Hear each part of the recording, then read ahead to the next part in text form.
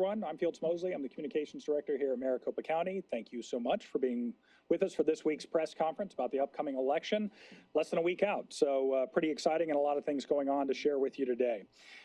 Chairman Gates is going to start us off today, starting a conversation about security, tabulation update, and what voters need to know as Election Day approaches and what is going to be happening on Election Day.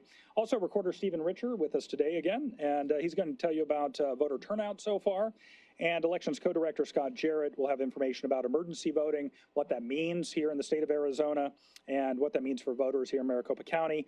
Also, Election Day preps that are going on right now.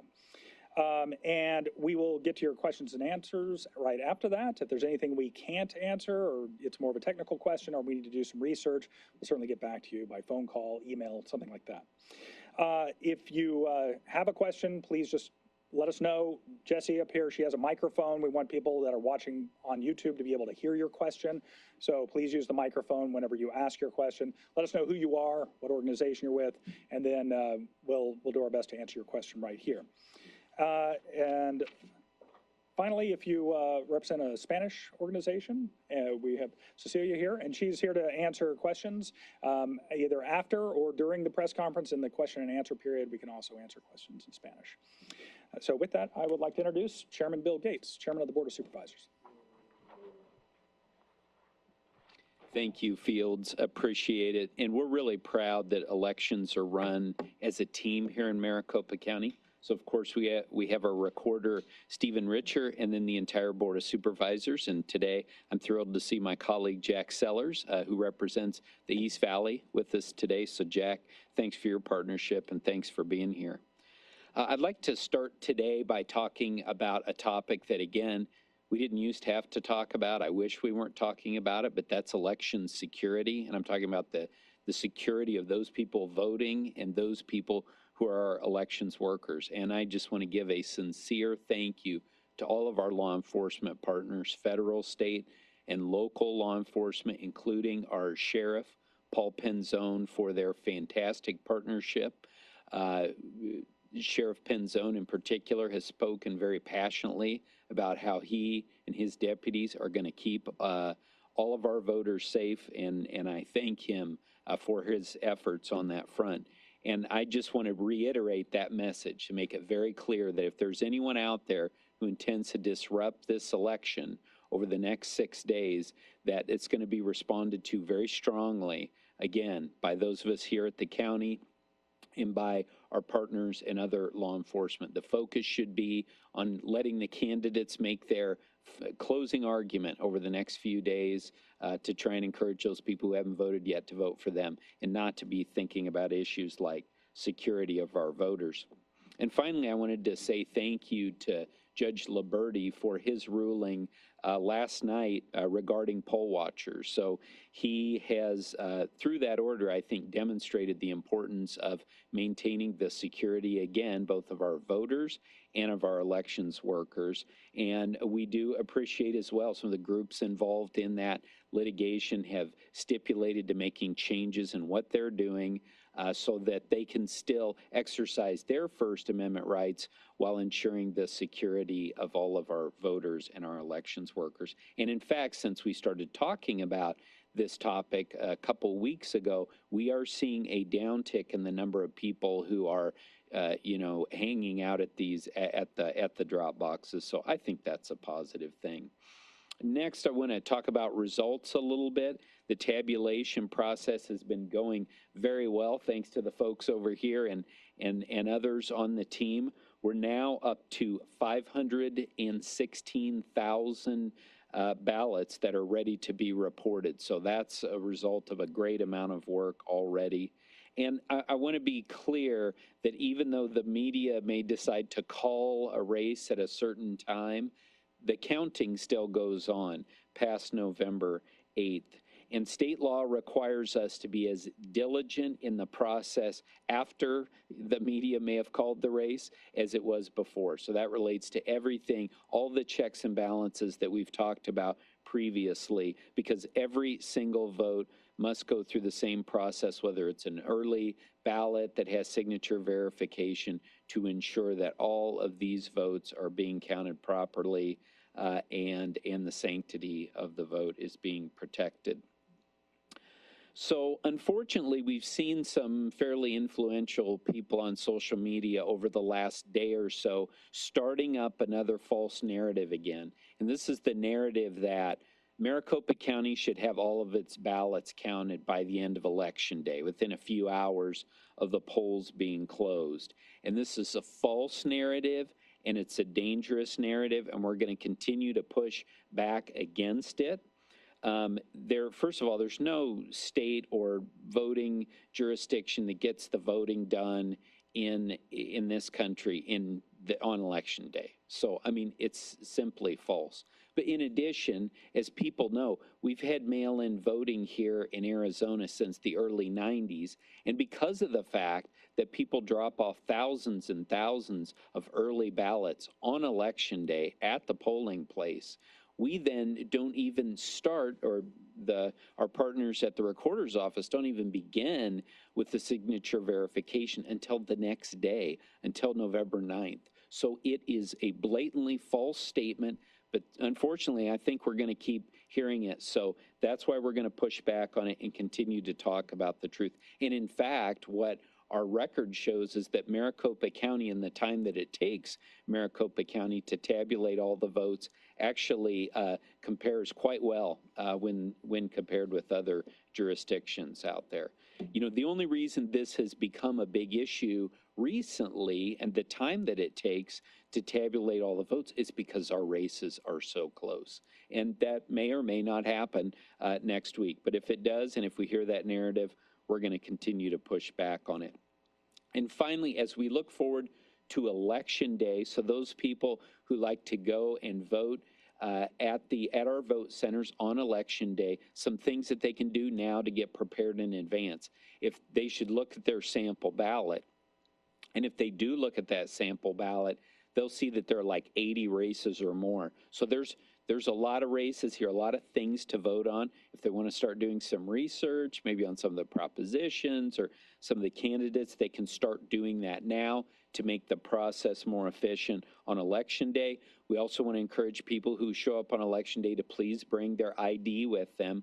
Make sure they have that now. And then finally, take the time to check where the closest location or the most convenient location is. We're going to have 223 vote centers across Maricopa County. As we've been doing recently, folks can vote at any one of those vote centers. So by making a little bit of a plan in advance, will allow Election Day to go better for those people who are going to vote on Election Day.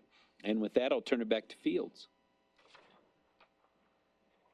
Only briefly, though. So I'd like to introduce Recorder Stephen Richer as if he needs an introduction. All right. Thank you very much for coming back here. All right. I'm Maricopa County Recorder Stephen Richer. Nice to see you all again.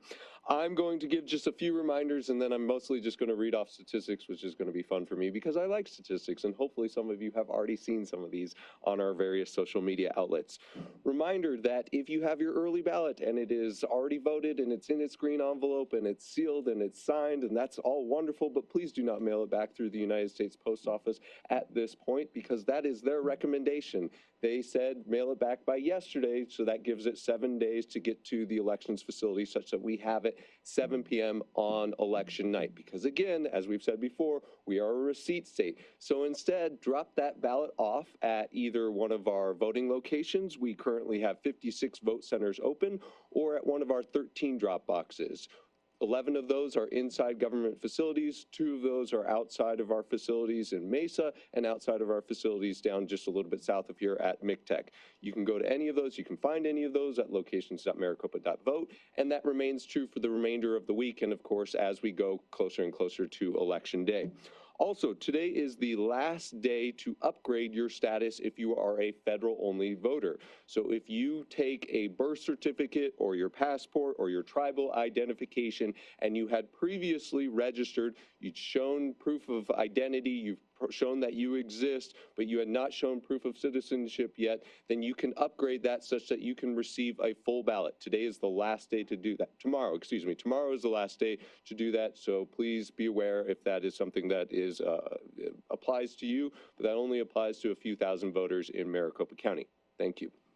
All right, statistics. As of 11:38 a.m. today, we mailed out over 1.94 million ballot requests for early voting ballots. We have received back 821,622 early voting packets. For the Republican Party, that's 307,000 approximately. For the Democratic Party, that's 310,000 approximately. Libertarian, 4,000, and other, about 199,000. We have completed signature verification on 774,000 of those packets, roughly. Historically, that lags a little bit behind 2018, but yesterday was a big day, and it looks like today is going to be a big day as well, so we are catching up with those returns from 2018. Just yesterday, we had the third highest number of returns in a single early voting date. This included 109,000 by mail, 17,000 by drop-offs, and 3,000 in-person early voters. As of Sunday, so 2 days ago, 92% of the ballots that we had received back had been through the mail, 7% had been through drop-off, 1% had been through in-person early voting. We assume now that the mail option is no longer available, that the other two categories will begin ticking up and up and up. And of course, we expect and are ready for a significant election day. Regarding correspondence, as you all know, we've made it a point of pride to respond to your correspondence, to answer your questions as quickly as possible. We have received over 34,000 emails to our voter inbox since the beginning of the election, since this beginning of November election. 41% relate to early voting, 14% relate to voter registration, 14% relate to election day questions, 12% relate to different media that the office has done, and so on and so forth for some smaller categories. We have received over 30,000 calls to our STAR call center.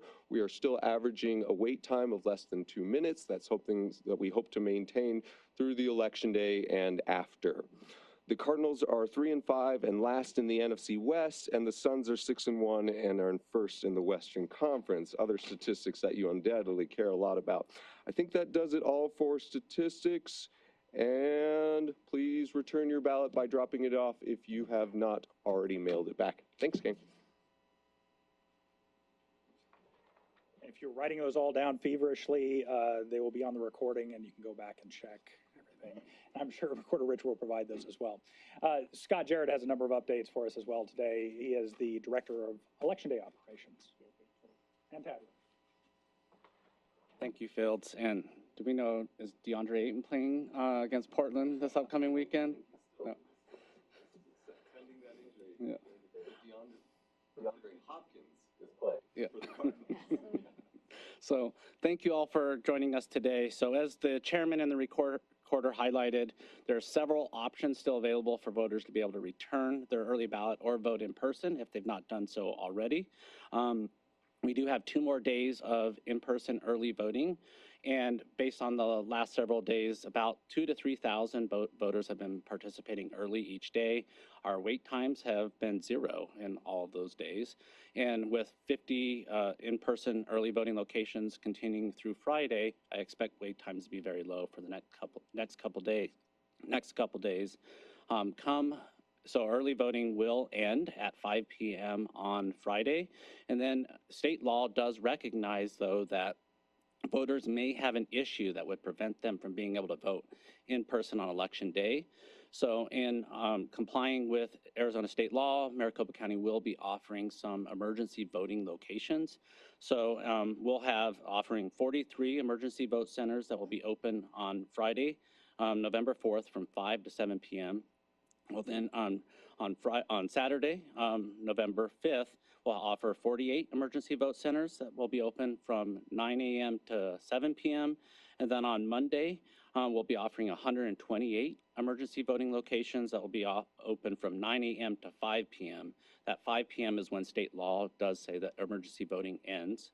And then we'll transition just 13 hours later, opening up our 223 in-person vote centers on election day.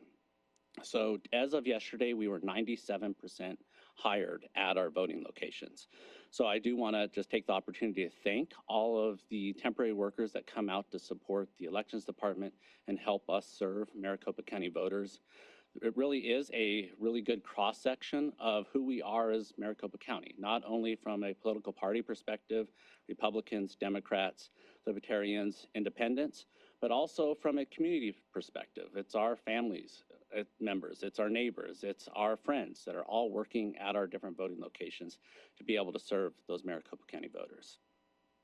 So as we go into Election Day, the Elections Department has been preparing for this election, upcoming election midterms, for well over a year. And one of the things that we start to do, and we first start with when we're preparing, is making estimates of voter turnout. So we can have reliable and enough sufficient resources available to serve voters. That's the number of voting locations, but also making sure our supplies and equipment that will be ready to serve. So one of the things that we did early on is make those estimates, and we projected it to be somewhere between 1.4 and 1.9 million voters that would be participating in this midterm general election. Now, we made updates as we got closer and closer through that cycle. So as we got to May, when the Maricopa County Board of Supervisors and the recorder approved our early voting election day plans, we identified that range of voters. And then that's when we started making those preparations for the number of supplies and equipment that we would need. And based off the statistics that the recorder just mentioned, just over 800,000 returns already, we project that voters will probably be somewhere in that range of 1.4 to 1.9 million voters. So, but when we look at Election Day and you think about the hundreds of thousands of voters that will be participating, there could be lines on Election Day. Lines are normal, but we encourage voters to go out to our locations.maricopa.vote website.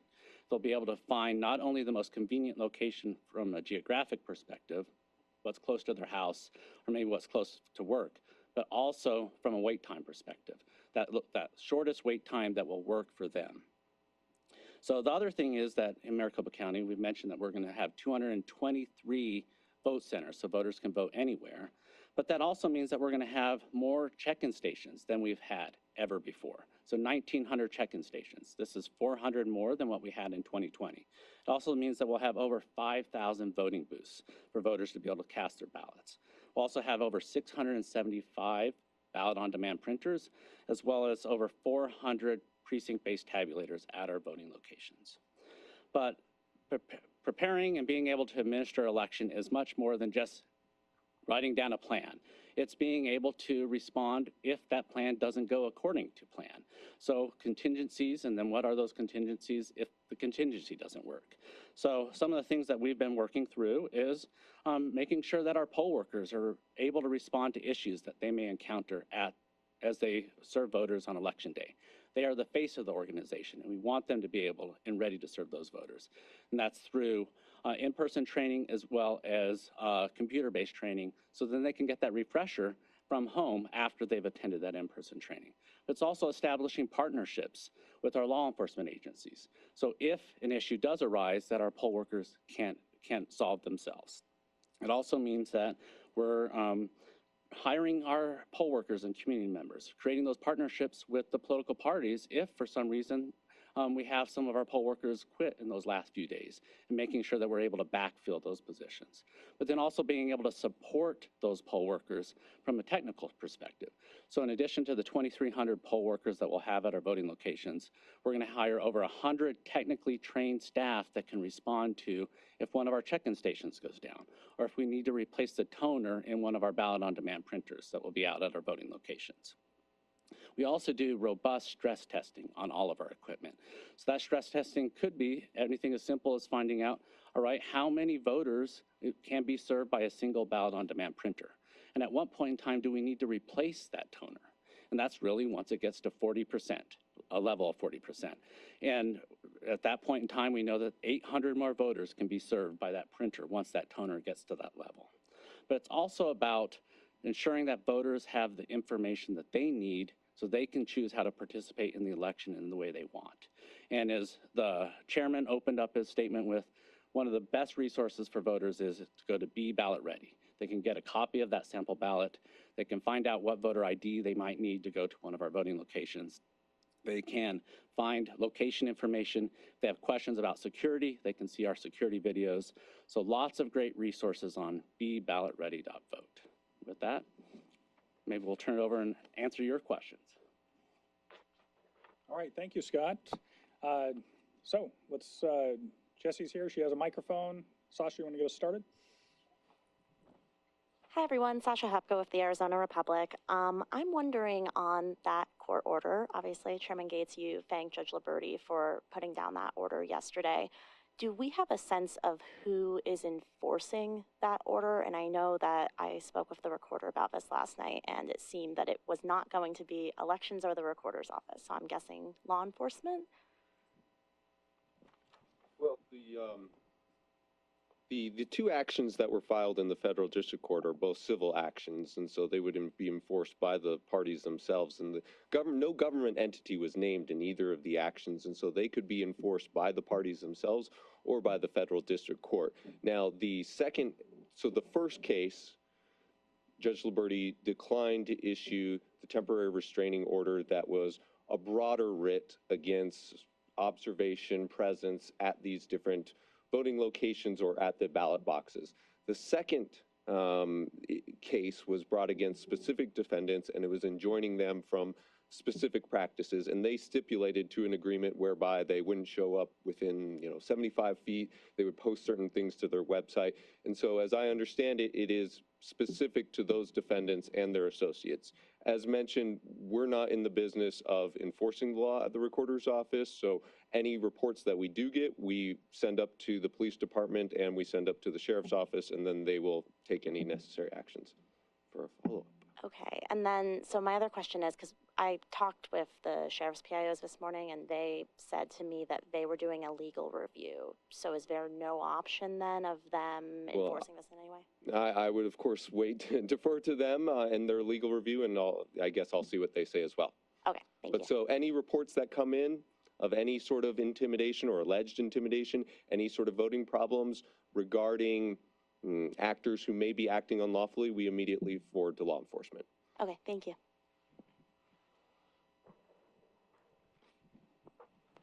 Jason Berry with Arizona's Family.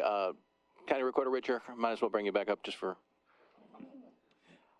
Basically, it's in relation to the court order yesterday. I just want to get your initial reaction and your hope that even though it is specific toward Clean Elections USA, that again the order will kind of send a message to the community that you want people to vote peacefully, you want people to be able to not feel intimidated. I just want to get your initial reaction to that, just overall your thoughts on it, and you feel like. I mean, it's the wish of everyone here and everyone in the county that everyone be able to vote free of any intimidation, free of obstruction. And of course, we've taken a lot of steps to make sure that happens, whether it's 223 voting locations or the multitude of places where you can deposit your ballot even right now. And so we believe that we have done that. Sure, we are disappointed when we believe that people are behaving in a reckless manner that isn't necessarily, it doesn't aid the system in any way. And there are very real ways to get involved in the process that can be beneficial, whether by volunteering as a political party observer or as heck working with us. So, we discourage practices that aren't geared towards a productive means, but we also appreciate that this country has a rich history of, protection of the First Amendment, that political speech is an important element of our political discourse, and we defer to Judge Liberty and the federal court system to determining what that delineation is. And then also, what is your level of concern for Election Day with people perhaps camping outside of polling locations? We feel great. We've been prudent. We're certainly aware that this has had heightened emotions over the last 2 years, but the sheriff's office has mobilized a small army towards the election administration, and so we feel that we are very well prepared, and I think everyone feels confident, and I think that our workers, whether temporary workers or permanent workers, feel valued and safe as they should. Got a question back here in the back. Yeah, Rich with 12 News. Based on your projections of voter turnout and Republican voters' slow ballot returns, how many voters do you expect to show up at vote centers on Election Day? Scott's the man with the numbers here. So I won't provide a specific number, but that range could be somewhere in the 250 to 350,000. And with our projections of 223 vote anywhere vote centers, that should be sufficient to be able to serve those voters. Again, if there are lines on election day, I'd encourage voters to go to that locations.maricopa.vote and then find that shortest wait time or that most convenient voting location for them. Is that your, is that higher than your projections as you plan staffing? That's right in line with the projections that we planned for. Hi, Cameron Arcan with Red State. So my question is about when you guys get complaints of voter intimidation, is there a certain bar for which you guys forward those to law enforcement, or are they just shot? Do you have like a certain bar for which those are moved over, or is everything just automatically forwarded to them? I don't know. Do you have anything else to add to that, Recorder Richard? I think he explained it pretty thoroughly, yes. Anything that comes in, the Recorder's Office is not a law enforcement agency. Obviously, the Board of Supervisors is not as well. And if it's a complaint about a voter intimidation, it goes on to law enforcement. They can work with the county attorney's office or whatever the appropriate agency is to determine whether it was truly voter intimidation. Sasha? Are you sure? Okay. Sorry, Yvonne. I don't want to take up my colleague's time because I know I already asked one, but yes, former colleague. I'm wondering, are you guys preparing for lines on election day? I mean, it sounds like that's something that, you mentioned is normal, and I think that it also came up that the ballot is quite long. So are you preparing for lines on election day, and how are you preparing to keep those wait times as short as possible with about 80 contests on average on the ballot for Maricopa County voters? I think Scott's probably the best to answer. I know he's lost a lot of sleep over, really crunching numbers, and as you've seen. So please, Scott. So part of when we established this plan, we anticipated that there might be a reversion back to some election day voting. Right when we went to 2020, that was a lot of voting in some of concerns, and what transitioned to early was because of the pandemic. So now that's why we expanded the number of voting locations from 175 to 223. That's a 27% increase. We go through and we identify where those potential bottlenecks might be within the voting location, whether that's at check-in. So we have 8 check-in stations at every single voting location, so voters can get through that smoothly. We've expanded the number of printers in all of our voting locations up to 3, so that can go through and be faster as well. We have upwards of 25 to 35 voting booths, depending on the number of check-in stations. So to allow those voters that have that lengthy ballot to be able to complete that ballot and give them the time that they need, but also not create a bottleneck. And then the last piece to that is we have 2 precinct-based tabulators in all of our voting locations, right? So that doesn't end up being the bottleneck. And then if there were to be any issue with any of those processes, we have redundancies in place. So we have that technical team that can go out there and respond and be able to get that voting location back online if need be. So with all of those resources that we've deployed, we're confident that we'll be able to serve voters on election day.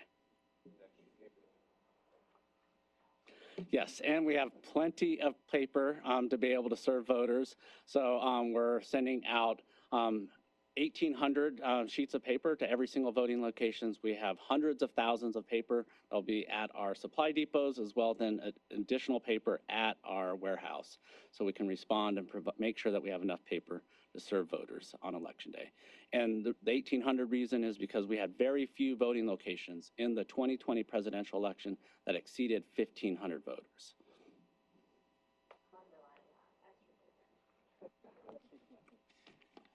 Yvonne.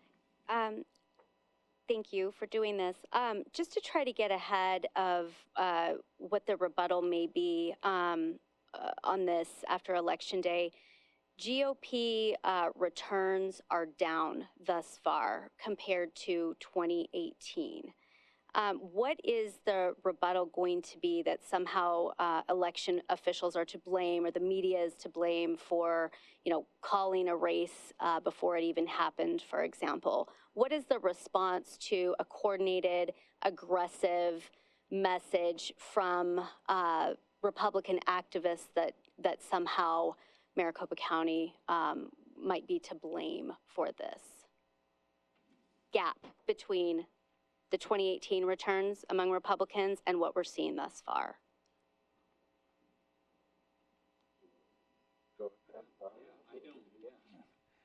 I'll let the chairman take a stab at this. Yeah, one. and I'll let the recorder add.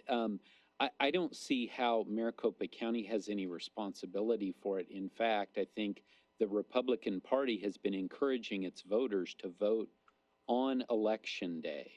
So I think they have sort of, which is fine. And I want to be very clear, this board, we have, as long as I've been here, pushed very hard for our voters having the opportunity to vote in all different ways, whether it's by mail, whether it is in person early or in person on Election Day. So I don't think that there's anything that Maricopa County has done, either at the board level, at the recorder's level, that would cause that. And I think, in point of fact, it was starting to catch up now anyway. Aren't we seeing those numbers, seeing less of a gap? But regardless, I think the rebuttal is that we're not involved in that in any way. We've encouraged voters throughout this to vote in whatever fashion they choose. I would just point out that this was, we have been outspoken about this since before the primary, as far as what will be tabulated when and when you can expect, and different sort of voting behavior patterns and whatnot. But if it mirrors the August primary, then it would be 70% would be available right at 8 p.m., another 12, 13% by the end of the night, and then those early ballot drop-offs would then be the tail on that. Depending on how many early ballot drop-offs there are on election night will determine how significant that tail is. I think we've all been very transparent about this. We've all been very forthcoming about what the process is, and we're not in the business of telling political parties how to participate, like which method is better. We're in the business of telling people how they can participate, and obviously many Arizonans continue to choose to vote by early ballot. But we could see an uptick in voter day participation, which, as Bill said, is fantastic. And they all count. They're all wonderful. We love them all. We just count them at different times. Follow-up question. Assessing all of this, taking a 30,000-foot view at where we are right now, taking into account the drop boxes, the controversies there, and the successes there, the plans that you have for Election Day that you've been working towards for clearly a year, how would you assess the state of democracy right now in Maricopa County? I have my opinion, but you're not seeking my opinion, so. Chairman Gates? Yeah, I would agree with Mr. Richer. It is very strong, and I think that we're seeing people participating. We're seeing when things are occurring that some consider intimidation. You're seeing others come back in, as opposed to having, we had a couple interactions in the parking lot, but for the most part, people have been dealing with this appropriately, going to court if they feel that's the way to go. I'm proud of how our citizens are engaged, and although I'm saddened by the fact that, a lot of these people are from outside of Maricopa County anyway, but they continue to spread misinformation, and that's why we're going to continue to get the truth out. We appreciate the media getting the truth out. So I think so far so good, but again, we've got 6 days left here, and as we've talked about a lot, democracy is a fragile thing. That's why we treat it with such care. That's why other elections officials do across the country, and we're going to continue to do that. And those who would behave as bulls in a china shop as it relates to our democracy are not on the side of democracy. And again, I would ask for them to turn the temperature down and let the ideas win out, and let those with the best arguments and ideas and proposals to be successful in the elections.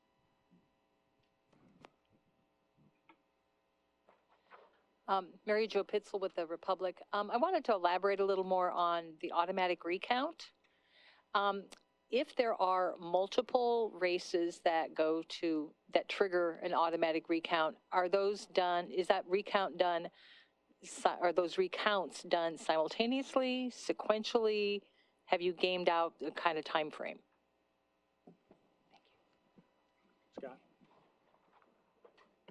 Yeah, so if there are multiple contests that would trigger that automatic recount, they would all occur after the Secretary of State canvasses their elections. So that'd be, I believe that's December 5th.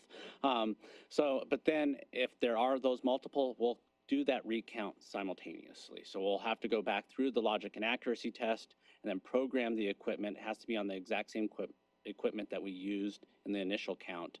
But then it'll just be programmed to just count those contests and then report the results for those contests. So if it's 4, we'll be tabulating those ballots, scanning them through, but then just counting for the 4 contests that were affected. Or if it's 3, it'd be the 3. How long do you estimate that would take? So it sort of really depends on how many contests that are part of this and how many ballots that would need to scan. But most likely, if it's more than 1 or 2, then we'll need to rescan all the ballots again. And that could take upwards of 8 days just to do the scanning of the ballots. The logic and accuracy test from the Secretary of State, that could take a few days. We have talked with them, and we believe that would be first on the list to have our logic and accuracy tests completed. So after that court orders, after the logic and accuracy test, we believe 8 days for the scanning, and then there will be, after a rescanning and tabulating of the ballots, then there'll be a hand count that would be required. That hand count is only if it's a federal, a statewide, or a legislative contest that was part of the recount. And that's 2% of all ballots? Yeah, because Maricopa County uses a vote center model, it will be a 2% of all the ballots that are being recounted for that contest.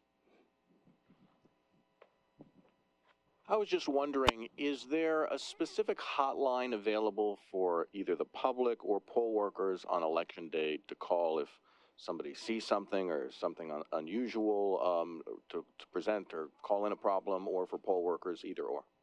I should know this number, but I know the recorder's office and the team, they take a lot of phone calls and a lot of emails. What's the phone number, Ray? Or the recorder? Surely somebody up here remembers it. Well, we have multiple phone numbers. We have some that are specific for our poll workers that are isolated for them intentionally. Obviously, we don't want to clog those. So that number is provided to those. You see something, say something.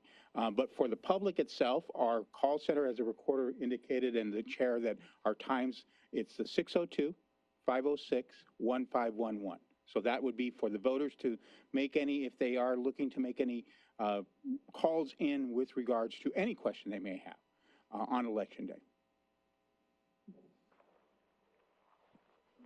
And I think it goes without saying that if it's obviously a law enforcement matter, if it's an emergency, it's 911 or a non-emergency number to the local police.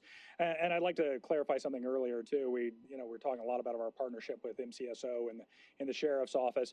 Sheriff Penzone was at an event with the chairman and the recorder yesterday and talking a lot about this.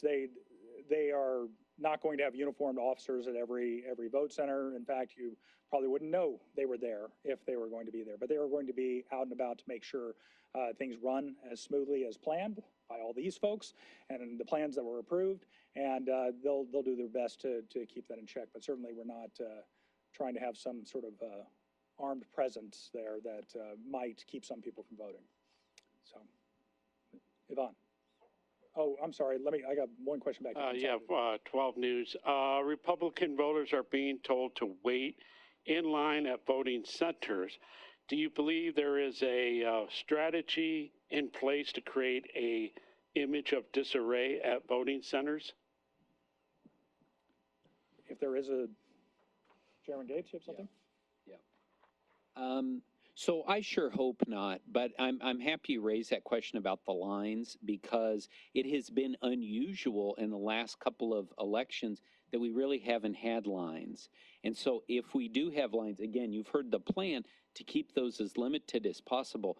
But if we have lines, it's not a sign that Maricopa County has failed in running its elections. I'm anticipating that could be a possible narrative. And so we push back on that. We wait in line for the movies. We wait in line for the grocery store. Again, we're going to do everything that we can, not only to keep the line short, but then we have the technology to help move people with our 223 different vote locations to keep those lines down. But if that's their effort, I think it's again, it's another example of trying to disrupt an election. For what purpose, I have no idea. This is our democracy for all of us. And if they're doing something like that, they're damaging the democracy for this country. It's a non-issue. It should be. But if we see it come up, we'll push back on that one as well.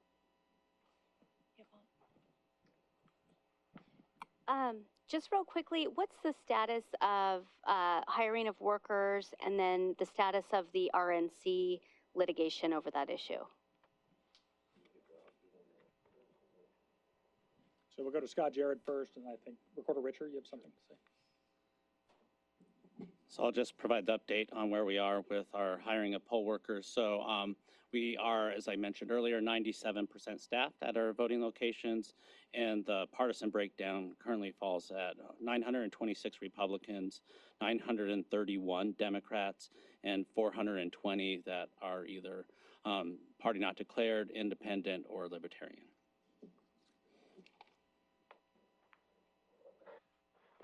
You just heard that out of a group of over 2,005 workers, differentiation between registered Republican workers and registered Democratic workers. So that should give you a sense of where we're at and how meritorious any lawsuits challenging the process should be. The first lawsuit is a garden variety public records lawsuit. We've been producing records. We will continue to produce records. I'm very proud, actually, of the public records request team in the recorder's office. We have turned, hopefully you know, Yvonne, that we turn records requests pretty quickly, and we'll continue to do that. And when we had a hearing in front of the judge, judge said, this looks like it's working its way out, and keep on keeping on and keep on producing those records. So that's a nothing burger at this point. As far as the second one, that's proceeding as ordinary civil litigation would. If we have to move forward, we will. It would proceed. We haven't had a discovery conference yet, but we would proceed to discovery, and we would file any motions that we feel are necessary. But this is a bipartisan process, and that's about as bipartisan as it can come. Our recruitment efforts have been bipartisan. We have encouraged everyone at all stages of the process to get involved. And still to this very day, if you have questions about the process, we'd love for you to be part of the process. And that continues to be our message. We set the same standards for every single worker, regardless of what your political affiliation is. And so there's no grounds for alleging otherwise.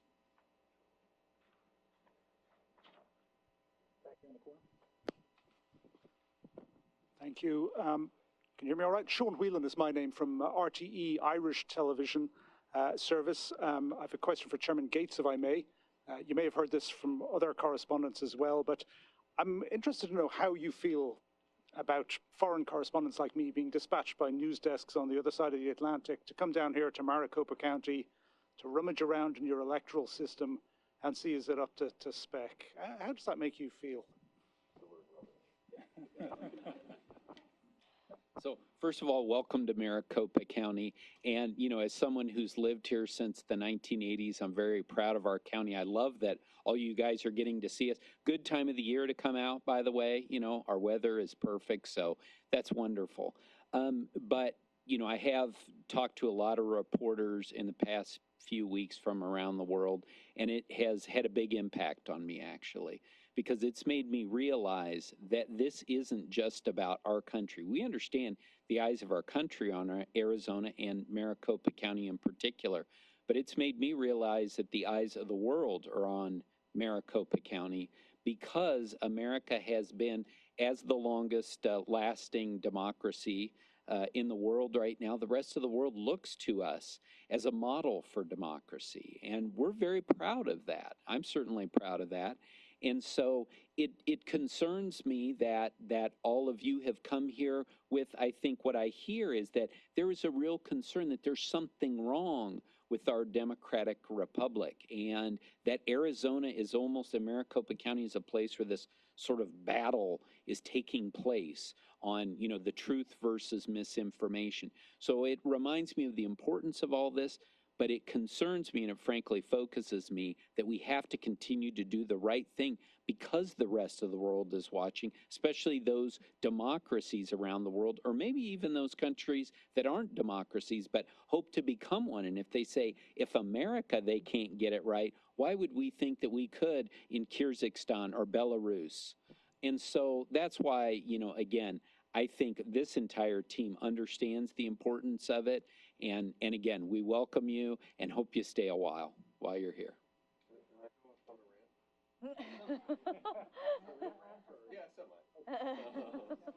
I of course echo everything that Bill has said, and I mean, really being part of this county has been so wonderful because everyone has stood so steadfast by everything that Bill just said. But democracy, we're not only having a conversation about democracy, but we're having an epistemological crisis in many ways that is focused right here in Maricopa County, where we can't even discern anymore what a solid, objective truth is. We're not talking about what's the right minimum wage or what's the right policy setting goal for this particular preference. We're talking about basically is 2 + 2 = 4, because if you can't accept election results after all the tests, after all the professional audits, after all the court cases, after Mark Brnovich gets on 60 Minutes and says this is all horse, you got it, then it ain't never happening. So I really worry about that, and I worry about that in multiple contexts, and I think that it has really come here to the elections arena in spades. And for that reason, I think that one of the things that we have been hopefully among the best in the country at, and this event represents that, is just relentlessly pushing back against these falsehoods, because we firmly believe that truth can be known, and if we say enough about the process, that people will understand, and we as a society can have a shared set of facts.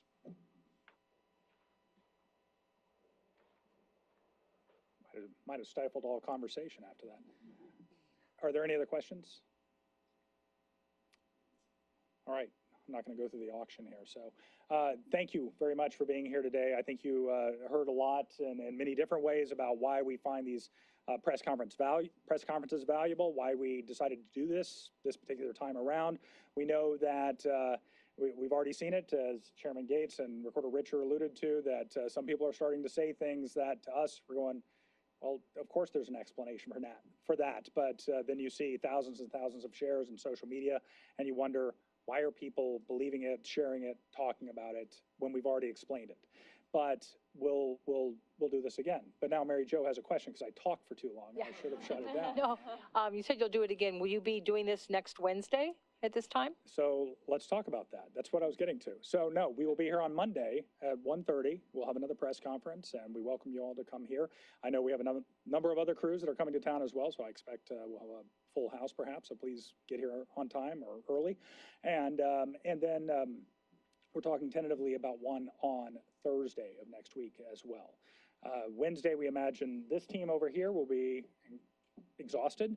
You guys, as many of you know, they work well into the night, into the early morning hours of the 9th after this particular election. So a lot of these people will be very, very tired, including some of my team as well. So we'll make sure we can regroup with clear heads and talk soundly about where we are in the process.